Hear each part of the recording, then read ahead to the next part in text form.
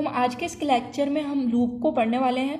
अगर आपको लूप के बारे में नहीं पता तो बहुत ही ज़्यादा आसान अल्फाज में इसका कंसेप्ट दूंगी कि कभी भी आप भूलेंगे नहीं, आपको ज़हन नशीन रहेगा कि लूप क्या है।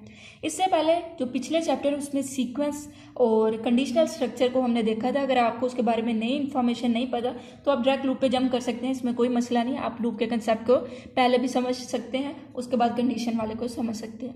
लेकिन अगर आप अरे को पढ़ेंगे तो उससे पहले आपको लूप के बारे में इन्फॉर्मेशन होना ज़रूरी है, क्योंकि अरे में लूप्स का बहुत ज़्यादा इस्तेमाल है और आपको कंसेप्ट का पता होना चाहिए कि हम लूप कहाँ पे यूज़ करते हैं। तो इस वीडियो में मैं आपको बताऊंगी कि लूप कहाँ पे यूज़ करते हैं, कब करते हैं, इसका फ़ायदा क्या है और इसके नाम क्या है, और लूप के बारे में बेसिक इन्फॉर्मेशन और इसको अटैम्प्ट कैसे करना अगर ये शॉर्ट क्वेश्चन में आ जाता है तो। और बाय द वे, अगर आप मेरे चैनल पर नए हैं तो मेरे चैनल को लाजमी से सब्सक्राइब करें। लेक्चर की समझ आए तो कमेंट बॉक्स में लाजमी बताएं, लाइक करें वीडियो को, ताकि हम भी मोटिवेट हों और मोटिवेट होने के बाद ही अगली वीडियो हम अपलोड कर सकें।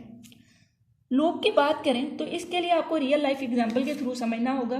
कुछ चीज़ें हैं जो आपको पता होनी चाहिए, जैसे कि सीक्वेंस का क्या मतलब होता है। जो हमने सिक्वेशनल स्ट्रक्चर पढ़ा उसके बाद उसका मतलब है कि अगर आपने कोड में एक लाइन लिखी है, ठीक है, उसके बाद दूसरी लाइन लिखी है, फिर तीसरी लाइन लिखी है, तो अब सीक्वेंस स्ट्रक्चर में क्या होगा, पहली लाइन एग्जीक्यूट होगी, फिर वो दूसरी पे कंट्रोल जाएगा, दूसरी एग्जीक्यूट होगी, फिर तीसरी एग्जीक्यूट होगी। कंडीशनल स्ट्रक्चर में क्या है, फर्ज करें आपने दो लाइनें लिखी हैं, उसमें आपने लाइन 1 लिखी, लाइन 2 लिखी। अब ये लाइन 1 और लाइन 2 इनमें से कोई एक एग्जीक्यूट होगी कंडीशन की बेस पर। ट्रू होने पर ये हो सकती है और फॉल्स होने पर ये एग्जीक्यूट हो सकती है, यानी कोई एक स्किप होगी, कोई एक एग्जीक्यूट होगी। ये था कंडीशनल स्ट्रक्चर। सीक्वेंस में सारी होती हैं, एक ही बार होती हैं और बारी बारी होती हैं एक ही लाइन में, ठीक हो गया। अब हम आगे हैं लूप्स पर। तो लूप्स का मतलब होता है कि फर्ज करें आपके पास एक लाइन है और इसी लाइन को आप बार बार एग्जीक्यूट करवा सकते हैं, और इससे पहले बस आपने एक लगानी होती है कंडीशन। जब तक वो कंडीशन ट्रू है आप इस लूप को एग्जीक्यूट करवाते रहेंगे इस लाइन को। अब एग्जांपल लेते हैं कि मैं आपको कहती हूँ कि आपने अपना नाम आपने स्क्रीन पर 10 मरतबा लिखना है, 10 मरतबा। ओके, तो आप में से बहुत से स्टूडेंट कहेंगे हम लूप क्यों यूज़ करें, हम 10 मरतबा ही लिख देंगे कि सी आउट अपना नाम बार बार 10 मरतबा हम उसे कॉपी पेस्ट कर देंगे। ठीक हो गया, आपने सही कहा।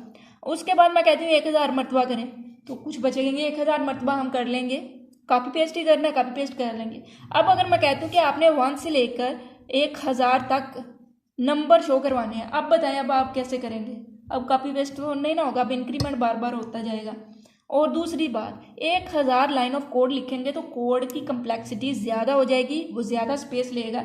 हमने कोड को एक अच्छा बनाना होता है ताकि वो अच्छे से इस्तेमाल हो सके, यानी वो मेमोरी भी कम ले और उसकी कम्प्लेक्सिटी भी ना हो और जो कोड है वो देखने में भी सही लगे। तो इस जगह बात आ जाती है लूप की, यानी अगर आपने कोई चीज़ एक मरतबा शो करवानी है, एक सिंगल चीज़ बार बार, तो वहाँ पर सिंपल आपने याद रखना है, क्या यूज़ करना है, लूप्स के बार।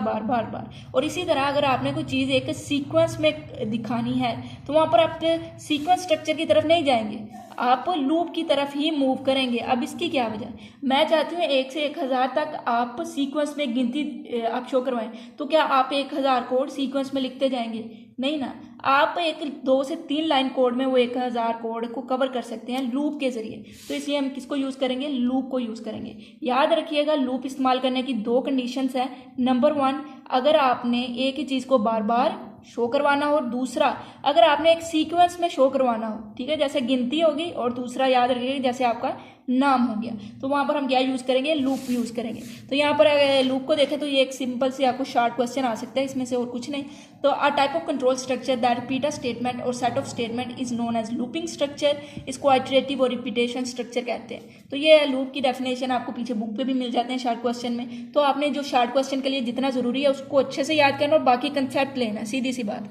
यहाँ पर उसने सिक्वेशनल स्ट्रक्चर की बात की है जिसमें हम सीक्वेंस में एग्जीक्यूट करते हैं, कंडीशन स्ट्रक्चर में कुछ एग्जीक्यूट करते हैं, कुछ स्टेटमेंट को स्किप करते हैं। अब कुछ कंडीशन ऐसी होती है जिसमें हमने एक ही स्टेटमेंट को बार बार एग्जीक्यूट करना होता है, तो ऐसे में हम लूप्स को यूज़ करते हैं। तो यहाँ पर उन्होंने 2 पर्पस बता दिए लूप के। सबसे पहला, अगर हमने एक स्टेटमेंट को स्पेसिफिक नंबर तक शो करवाना है, जैसे कि आपने अपना स्क्रीन पर 10 मरतबा अपना नाम शो करवाना है, आपने 10 मरतबा पाकिस्तान शो करवाना है, 10 मरतबा इंडिया लिख के शो करवाना है, कुछ भी शो करवाना है, ठीक हो गया। तो उसके लिए हम क्या यूज़ करेंगे, लूप यूज़ करेंगे। इसी तरह अगर आपने सीक्वेंस में वैल्यू को शो करवाना है 1 से 100 तक, 1 से 10 तक, 100 से 1000 तक, तो इसमें क्या यूज़ करेंगे हम सीक्वेंस में वैल्यू को जब शो करवाना है तब भी हम लूप का यूज़ करेंगे। अब 3 बेसिक टाइप है लूप की, while loop, do while loop, for loop. एक एक करके इनको देखेंगे, इनके प्रोग्राम को भी अच्छे से समझेंगे। बिल्कुल जिस तरह की आज के दौर में जो C++ में कोडिंग है, जो उसे एग्जीक्यूट करता है जिसमें एरर ना आए, वो ही कोड के जरिए आपको समझाऊंगी। ठीक हो गया? तो आज का हमारे लेक्चर में हमने लूप्स को देखा। अगर आपको इसकी समझ आ गई है तो नीचे कमेंट बॉक्स में बताएं, सब्सक्राइब करें और करवाएं। इंशाल्लाह अगली वीडियो में मिलते हैं, उसमें हम काउंटर कंट्रोल और सेंटिनल लूप को पढ़ेंगे। तब तक के लिए अल्लाह हाफिज़।